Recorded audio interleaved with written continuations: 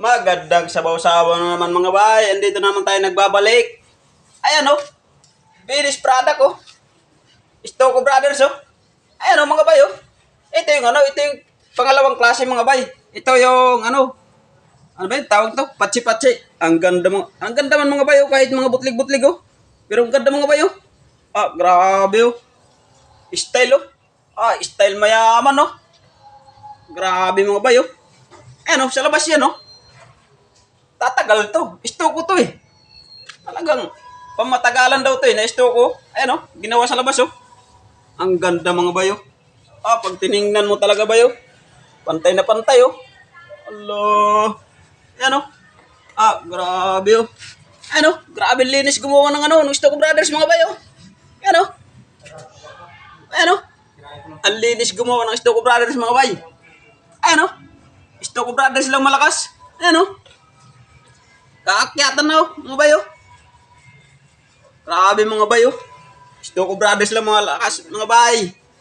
Allah, ayan o mga bayo. Ang ganda ng pagkakagawa.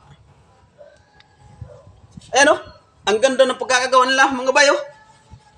Pero ito lang ang mga bay, ito lang ang magandang gawa na, magandang gawa nila. Pero pagdating sa sahod, gawa ng may mga pamilya, siguro matitira na lang pang tawag nito pang uwi-uwi na lang gawa ng sa mahal na mga bilihin ngayon. Tapos hindi pa kasi to sila, kung baga per square meter lang to sila, hindi sa kanila lahat, kaya medyo pang kain-kain lang sa kanila. Pero kung marami sana project, bawing-bawi sana. Yan mga bayo. Ang ganda pa naman ng pagkakagawa nila. Kaso nga lang ito mga bay, tatagal to ng ilang taon yung gawa nila. Pero ang bayad sa kanila sa mahal ng bilihin ngayon, medyo hindi tatagal gawa ng sa mahal ng bilihin. Ayan mga bay, ayan ang katotohanan. Ayan siguro ang katotohanan. Kung totoo lang sana sinasabi ng yung need ba yun na 21 kada tao, siguro mayaman na itong mga Stoko Brothers na to. Per square meter pa naman yung gawa nila rito.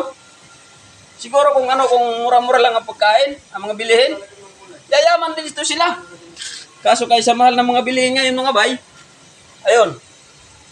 Kaya masakit man isipin na pinagtrabahuan natin, ang ganda ng resulta.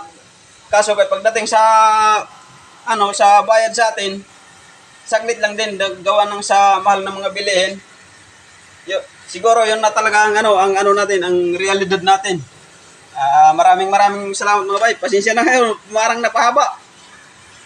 Pasensya na ho kayo gawa ng pero parang totoo naman yung sinabi ko. Ayun mga bay, sige. Pasensya na mga bay, manghingi lang ako ng pasensya. Peace tayong lahat. Bye.